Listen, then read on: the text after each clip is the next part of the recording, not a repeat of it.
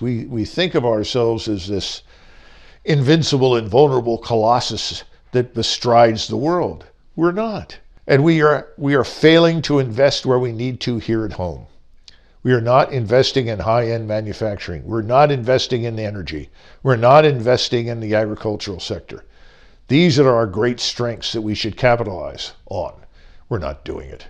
And instead of fearing China, what we should do is limit our exposure where we think that they present a threat to us economically, but stop this ridiculous nonsense of going to war yet again 6,000 miles from the United States over an obscure island called Taiwan. That's silly. It's nonsensical. Just as fighting the Russians in Ukraine is nonsensical for us. It's irrelevant. It's crazy. I spent 28 years in the regular Army after graduating from West Point. I left the Army at the end of 2004. I then began in a number of different jobs working with or inside the defense industries, either as a consultant or an advisor. And then ultimately started becoming a routine commentator on television and radio about military affairs, and finally ended up as the senior advisor to the Secretary of Defense under Donald Trump in his last months as president. So when this whole Ukraine thing started, what was your first response? Well, I had been somewhat on the periphery of the Ukrainian crisis, if you will. I had been asked to look at Ukraine back in 2014 in the aftermath of the so-called Maidan revolution, which installed this very right-wing government that is hostile to Russia, largely conceived and executed by the United States and the CIA. Over time, the Ukrainian government in Kiev began actively oppressing the Russian-speaking population. Russians inside Ukraine, even though they were Ukrainian citizens, effectively became second-class citizens. And so conflict was just a question of when, no longer if. Ukraine has an interesting history. The Ukraine, the word itself, means on the periphery or on the margin or on the edge, depending upon how you want to translate it. And the people that live on the edge of what was called Russia were always different from the Russians themselves. And Ukraine developed a strong sense of identity, particularly in the 20th century. People argued that it was always there. There was always a Ukrainian people. But I don't think the sense of nationhood was really there until the aftermath of World War I. And there was a serious attempt to build a nation when the Imperial German and Austrian forces pulled out. That failed, and Ukraine was ultimately Bolshevized, like the rest of the Tsarist Empire. Unfortunately, Lenin, who was a student of history, understood Tsarist Russia very well, and he altered borders to ensure that there were always minorities within the various provinces or oblasts, whatever you want to call them, who would prevent any large concentration of force that could be aimed at the center. In other words, let's include Russians, Tartars, and others inside Ukraine who are not Ukrainian to ensure there is no ethnically pure Ukraine that emerges that could present a threat to unity in the Soviet Union. And this was out of response to the farmers, the kulaks, Well, that actually comes later. That's under Stalin, and Stalin sets out to utterly destroy and annihilate tens of millions of people, not just in Ukraine, but also in Russia, who were so-called independent farmers. That was defined loosely as someone who has a plot of land and may own a cow. In other words, that was part of the class warfare gambit, pitting people against each other. But it also created an opportunity for people to plunder Ukraine, murder people, plunder their belongings, enrich your friends who are thugs who are supporting you in Moscow. We think that somewhere between 7, 8, 9, 10 million Ukrainians were killed, probably 1 or 2 million Russians that just happened to be in the way as well. That was not the first time that there was a famine that was orchestrated to murder people. That had already happened under Trotsky and Lenin. Stalin perfected it, raised it to a high art. We don't know how many millions of people died between the time the Bolshevik Revolution occurred and the Second World War breaks out, but certainly somewhere north of 20 million dead. It was a horrible period, and the Ukrainians, of course, never forgot it. This orchestrated famine then becomes an excuse to effectively destroy the population in the attempt to Sovietize it, to transform it into what the Bolsheviks called the Soviet man. Terrible crimes were committed, whole families were annihilated, and this, of course, laid the groundwork later on for the Holocaust.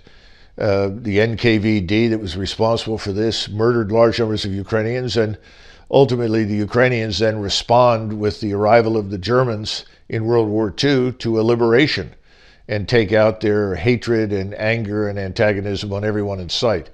I mean, this is hard to characterize today because we don't understand what it's like if you are the only surviving member of a family of, say, 11 or 12 that included grandparents, and that your land that you'd lived on for hundreds of years was taken from you along with all of your belongings so that you literally have nothing left. You ultimately learn to hate Moscow, hate the center, and you're willing to do anything to destroy them. And anyone who comes along who promises to destroy them is your friend. That's effectively what happened in Ukraine. People in the West know almost nothing about Eastern Europe. If you go to the Versailles Treaty discussions, the level of ignorance about Eastern Europe, about Ukraine, Lithuania, Latvia, Estonia, Belarusia, just astounding. Or a place like Moldova, which used to be called Bessarabia, no understanding at all of what existed there, no understanding of the people, the complexity of the history. And that resulted in numbers of bad decisions that produced the Versailles Treaty Organization. So the bottom line is I don't fault people in the West for not paying enough attention. It was easier to look at what was happening in Germany because the Germans were open about it. You could walk the streets and see what was happening, and there were still plenty of Germans willing to talk to you.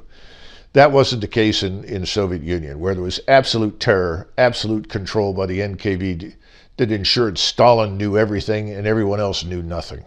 Well, in January, I was asked whether or not the Russians would go in. And I was one of the few people in Washington that said absolutely they will go in because they were under severe threat. Have to remember that after 2014, the Ukrainians began the process of attacking the so-called two breakaway republics, Donetsk and Luhansk, in the east, which were entirely Russian-speaking. And they killed roughly 14,000 people between 2014 and 2021. And that was one of the reasons that we had the Minsk Accords, because Putin, who was trying to avoid a war, went to the Western powers and said, look, we've got to have some sort of solution in Ukraine which provides for the welfare, care, and security of the Russians living on Ukrainian soil. No one was particularly interested in listening, but he persuaded Merkel and Macron to sign up for these Minsk Accords, which essentially obligated Ukraine to take measures to ensure that Russians would be treated equally before the law, that they could speak their language, go to school, and so forth as Russians inside Ukraine. It was never taken seriously by the West, and that, of course, is what Chancellor Merkel admitted publicly during the summer, that the entire Minsk Accord process was simply designed to buy time to continue the buildup of the so-called Ukrainian army. And what had been happening since 2014 is a very directed, deliberate effort to build not just an army to defend Ukraine, but to build an army that would attack Russia. The army that emerges from this process that we see fighting in 2022 was a very fine force. It was extremely well trained by NATO standards, standing force of about 450,000 with 200,000 trained reserves. There's a lot of evidence to suggest that by the spring of 2022 that this army would probably be hurled at these two breakaway republics with the goal of forcing them back under Ukrainian rule. And I think Putin decided that since the Minsk Accords were a failure, that he would make one final diplomatic effort, which of course he makes in December and January, to try and persuade us, principally, who are the real backers of the war in Ukraine, to come to the negotiating table and make arrangements that would avoid the war. We demonstrated we were totally disinterested, but I think most people in Washington concluded that the Russian economy wasn't strong enough to support a serious war, and that ultimately the Russians would balk and not go in. I was quite convinced that they would. However, I thought they would go in differently from the way they went. They went in with a relatively small force. And I think the attempt was to do two things. First of all, avoid killing as many people as possible. Secondly, avoid damage to the infrastructure. And then third, to persuade us in the West that he was quite serious about his request for a negotiated settlement. It takes him several months to discover, certainly by June and July, that he has no negotiating partners in the West. And more important, he discovers that we in the United States are willing to bankroll this war against Russia effectively in perpetuity, because our real goal is to displace Putin from power, and that's made very clear in Biden's speech in Warsaw when he visits in March, and ultimately to dismember Russia, to carve it up, get control of its resources, literally erase Russia as a great power. This was never acceptable to Putin, or for that matter, to the Russian nation. And thus they had to make some new decisions. We're not going to be able to fight this war with what we have. We're going to have to build new and bigger and better forces. And since then, the Russians have brought in an additional 400,000 reservists and volunteers. These people are now trained. They've been assimilated into the Russian army, and they are dispersed around Ukraine. The vast majority of these troops have continued to train, and they're sitting in reserve. Now, what they have done is they've rotated some Russian forces forward so they could see the battlefield, see the enemy. Some units have gotten limited exposure, but for the most part, the war in the South has been waged with a reliance on what I would call an ISR strike complex. That is, where you link intelligence, surveillance, reconnaissance platforms, manned and unmanned, space-based as well as terrestrial, to strike systems being artillery, mortars, rockets, missiles, and unmanned aircraft, or what we now call drones. All of these have been organized to be very responsive, very short period of time, and destroy concentrations of Ukrainian forces as they try to attack the Russians in defense. This has been enormously successful. And as a result, certainly in November, December, and January, the exchange rate was about 8 Ukrainian dead for every 1 Russian killed. And people in the West don't understand that the difference in striking power is 1 to 10. For every 1 gun that the Ukrainians have, the Russians have 10. Putin had given strict orders: don't kill civilians, don't destroy infrastructure. And then when they realized they didn't have enough forces, they decided to essentially lay siege to places like Melitopol and Mariupol. In Mariupol, they had thousands of Ukrainians eventually surrender, but they killed thousands of Ukrainians. So they learned that it wasn't very sensible to go in building to building, room to room, and try and dig people out. It was easier to essentially cut them off, cut the power, cut the water, and then let time do its work for them. The problem for the Russians is this.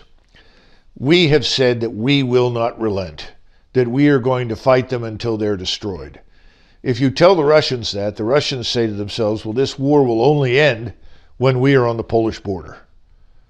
That's a terrible situation, frankly, for Ukraine, because we've said we will not negotiate. I don't think Putin expected that this would drag on. I think he really thought that once he showed us in the West that he was serious, and that the Russians would not tolerate this large anti-Russian military establishment in eastern Ukraine, that we would then say, stop, let's negotiate. And of course, he was wrong. His great fear was not just the Ukrainian force in eastern Ukraine, but that over time we would emplace missiles in eastern Ukraine that could reach Russia's nuclear deterrent. And that worried him about his ability then to deter us from using nuclear weapons against Russia in the future. But how could this operation take so long? Well, very simple. He had a relatively small regular army, and this small force was simply not large enough to fight a war in a country the size of Texas. Remember, he was initially only interested in a portion of what we would call Texas. It's as though you said, well, the Panhandle and eastern Texas are Russian. The rest of it's Ukrainian. I want to ensure the Russian citizens in the Panhandle and in eastern Texas have equal rights before the law. They're not oppressed. They're not being brutalized. They're not being punished for being Russians. That was his goal. And then to find some sort of solution for the 2 republics, Luhansk and Donetsk, and to extract from the Ukrainians the understanding that Crimea was not up for discussion. It was legitimately Russian and had been for hundreds of years. And he hoped then that he could make Ukraine neutral as a multinational, multicultural state, which is rather interesting because we have all of these people currently waging war against him who ostensibly here are insisting on multinationalism and multiculturalism, but they want to destroy Russia when Russia was only interested in ensuring equal rights for their own citizens and neutrality for Ukraine. We insisted, no, Ukraine has to be a member of NATO, and the Russian position had been for decades, no, that touches our borders, it sits on our border.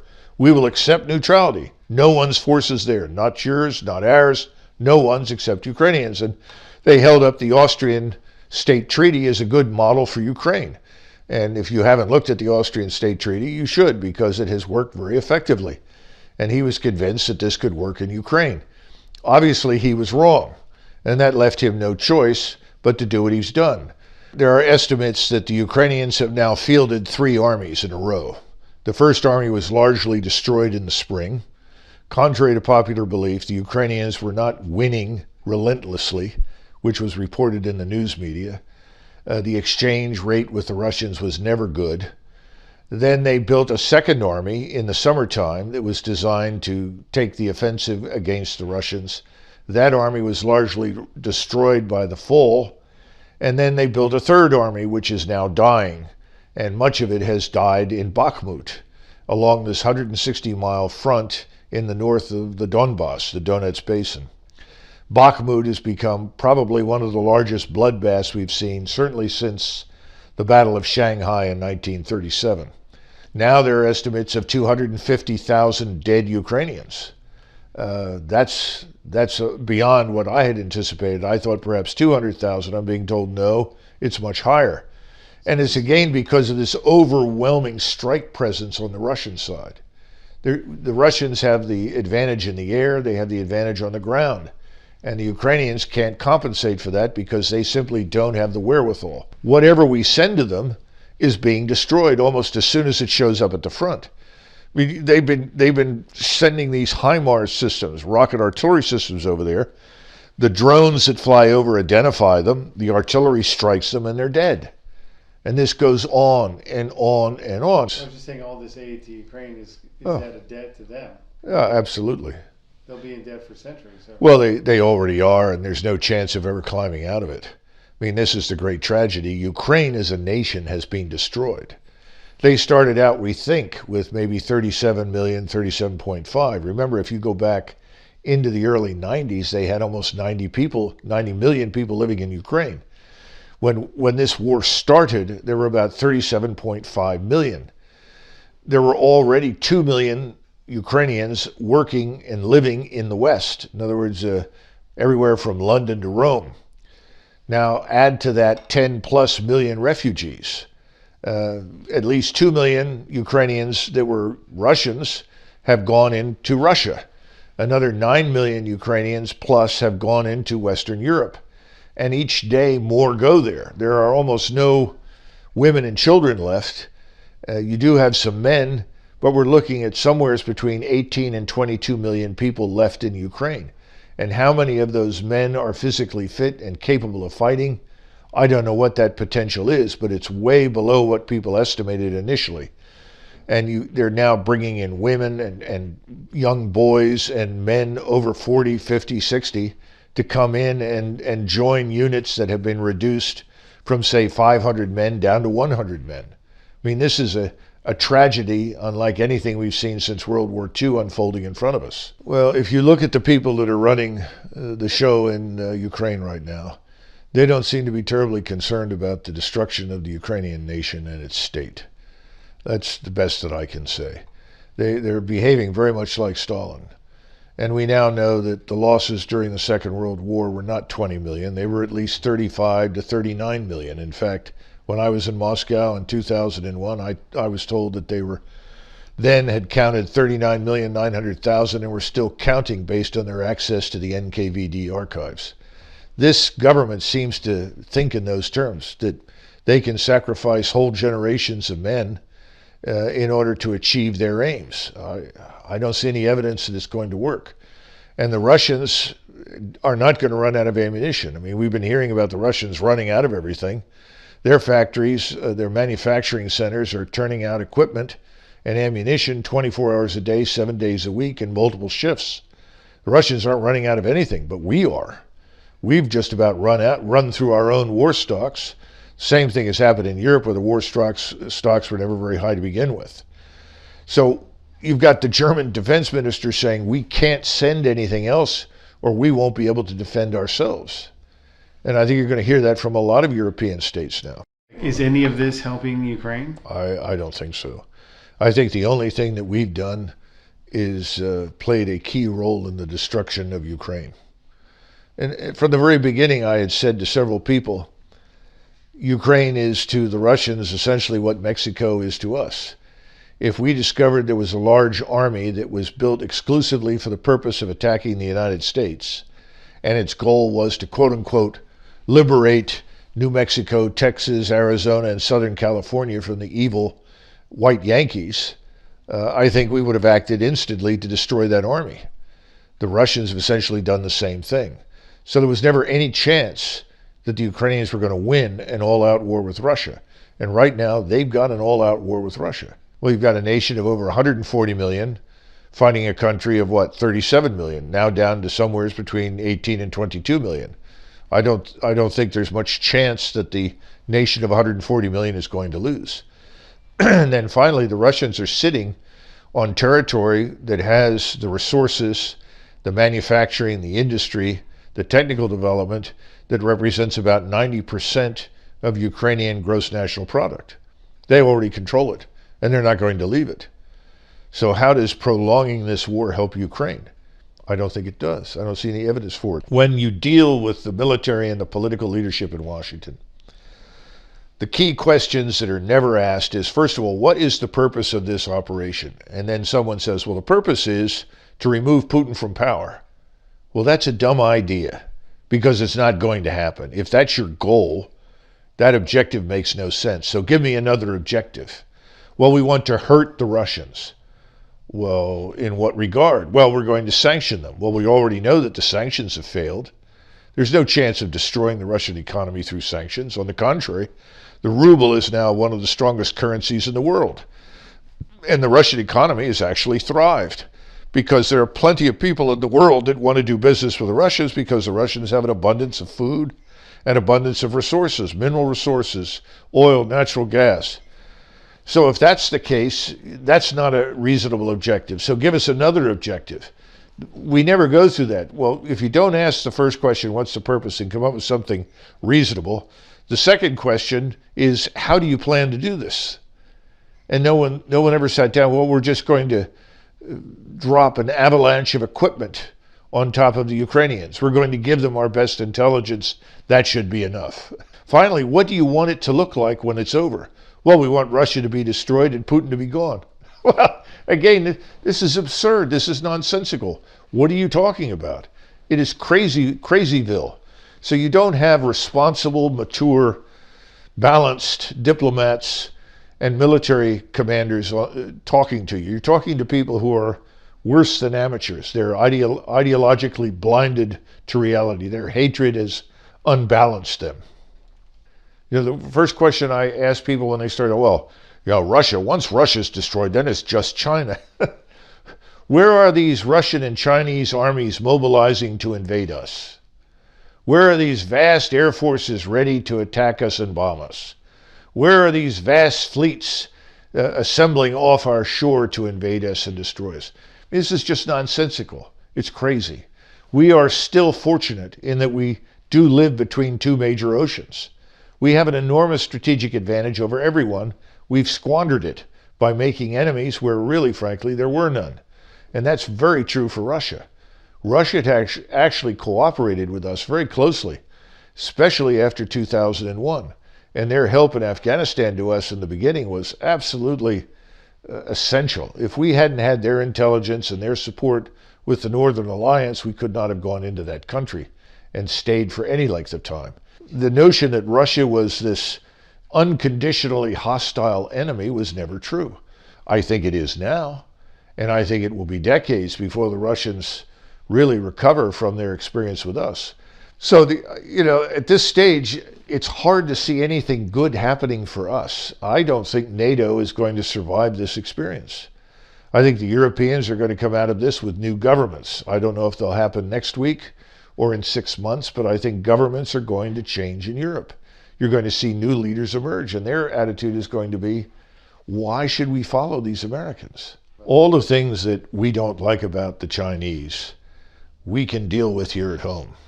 If you don't want the Chinese to steal your intellectual property, then don't allow them into your laboratories, your corporate labs, your university labs, your research and development. Why let them in? Why let them study in our universities if you're that concerned about the Chinese? Why not defend your border? You're letting thousands of Chinese walk into our country illegally right now. We don't even know where they went. We don't know where they're going. We don't know what they're here to do. That doesn't seem to bother anybody. But those things should be addressed here at home first. And then you need a trade policy. And the trade policy is very simple. We'll do business with China if it's in our interest to do so. If it's not in our interest to do so, we shouldn't do business with them. It's a very simple prospect. And we got to get control of this very corrupt elite in this country. The people that shipped our manufacturing base to China are the wealthy ruling classes of this country. They began that process while Reagan was in office. And it simply snowballed in the 90s under Clinton. Lots of people got rich from shipping out those factories, those manufacturing centers. What difference did it make to us whether Ukraine was neutral or not? None. We should have made it neutral. When Eisenhower was president, he ultimately welcomed Austria's neutrality because he argued that we don't have the resources to defend all these countries. The more neutral states we create, the easier the military burden is on us. Well, that was in the 1950s when we were certainly stronger conventionally than we are today. And if you look at the balance of power between the various states, we're dealing with a continental power in Russia. We're primarily a maritime and aerospace power. Our strength is really at sea and in the air. We are only a land power in the Western Hemisphere. So the notion that somehow or another we're going to take on and defeat a continental power is ludicrous nonsense. And we are failing to invest where we need to here at home. We are not investing in high-end manufacturing. We're not investing in energy. We're not investing in the agricultural sector. These are our great strengths that we should capitalize on. We're not doing it. And instead of fearing China, what we should do is limit our exposure where we think that they present a threat to us economically. Remember, China abandoned communism in the early 1990s. That's what people don't seem to understand. We keep saying the Chinese Communist Party, the Chinese Communist Party. I challenge anybody to find a communist in China. These people are capitalists. They understand how to make money. And what China wants to do is wants to transform itself into some facsimile of Singapore. By the way, so do the Japanese and the Koreans. They're all very enamored of the Singaporean model. Well, that's reprehensible to us because we'd say Singapore is a fascist state, which of course it is. It's a partnership between the corporations and the government that goes far beyond anything we imagine. And then the rules and laws of those areas are strictly enforced by the government, and the government owns virtually all of the property. We don't understand Asia. We don't understand the people in Asia. We absolutely do not understand the Chinese and what they want. They do not want to live in a liberal democracy as we imagine it. They don't want to elect a president from a multi-party system. Xi is effectively the modern equivalent of the Chinese emperor. And they're very happy with that because they see that as absolutely essential to their security. And what are the three things that the Asians expect from their government? They expect security from external attack. And that was something the Chinese emperors failed miserably to do in the last 200 years of Chinese imperial rule. They expect the people to be fed, something else that the emperors failed to do at the end of their dynasty or dynastic succession.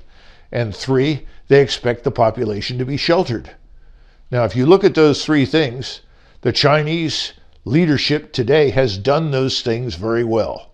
If you compare China to, say, India, There is none of the crippling poverty, the horrific poverty that you see on the streets in India does not exist in China. And China has 1.4 billion people. Those three things are what they want.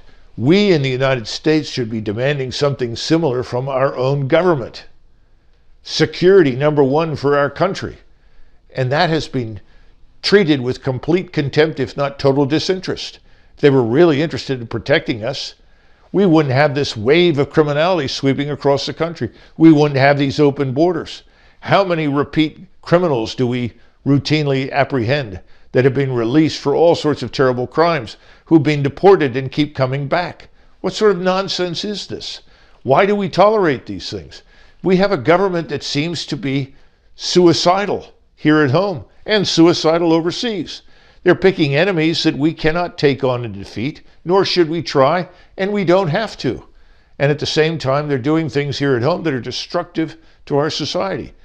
It's hard to imagine a worse set of circumstances. And the question is not so much, what do we do about the government?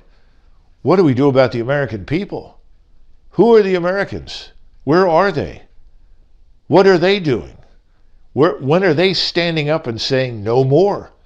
We will not tolerate this any longer. It hasn't happened because here, the standard of living is still too high. Life is still too easy.